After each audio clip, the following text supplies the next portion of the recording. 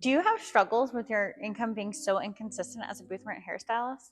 We're here to show you a few tips and tricks to make sure that you're sticking to a conscious spending plan to feel more confident with your finances.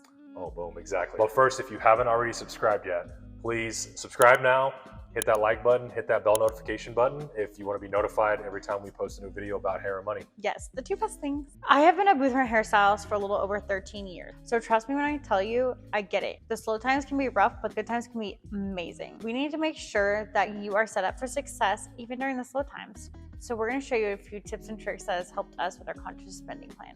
Okay, so as my wife mentioned, she's been a hairstylist for a long time. We've been together a long time, so we've had to really learn how to budget on a hairstylist's income.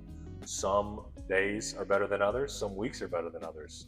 And so we've had to really utilize specific strategies to help us budget for our family. What we first want to do is we want to start with, let's see kind of what a baseline income just for you personally is. All right, so let's look at your last 3 to 6 months of income. All right, now this could be easy if you're using like QuickBooks Self-Employed, or if you're using any kind of tracking app, you should be able to easily look at that. If you're not, you should be, first of all. Let's look at your last 3 to 6 months. And then, so let's get a range. All right, so let's say 1 month you've earned, like a normal month. Okay, let's say you earn $4,000 one month, $4,500 the next month, $5,000 one month, $6,500 one month, which would be a really good month, and based on your previous months, right?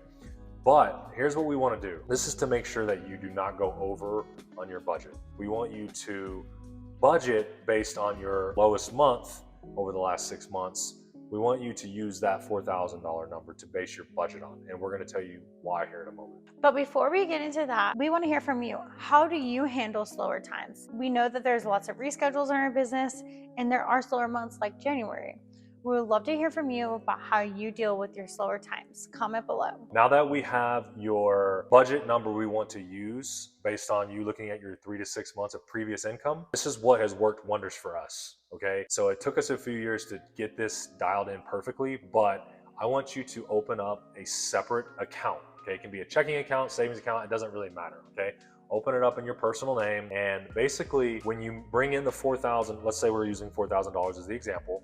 When you bring in $4,000, that's going to come into your account, and that's going to go to pay all your bills and do all that good stuff, right? Well, then there's going to be the better months, maybe the holiday months or whatever, where you bring in $6,000 or $5,000. When you bring that more money in, I want you to take the money that you're bringing in, and I want you to put the extra money into a separate checking account that we opened up. Okay, we can call this a buffer account or a vault account, however you want to do it. But having that money will allow you to be able to pull from in the leaner times. Now that we have your baseline income number, we're going to use $4,000 as the example, okay? So now that we have that number, that's what we're going to budget everything on, is that $4,000 number. But there's some months that we all know as stylists that you make a lot more, the holiday months or whatever the case is, right? So we want you to open up a separate account, checking and savings account, doesn't matter. And on the months that you do better and pull money from, let's say you make $6,000 this month, I want you to take that $2,000 extra that you made than normal,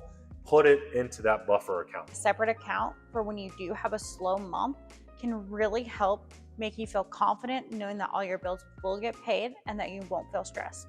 Also, this money, if you don't ever need it or use it, can be a great option to start saving and for potential investment opportunities. Yeah, or retirement or saving for a home, whatever you need.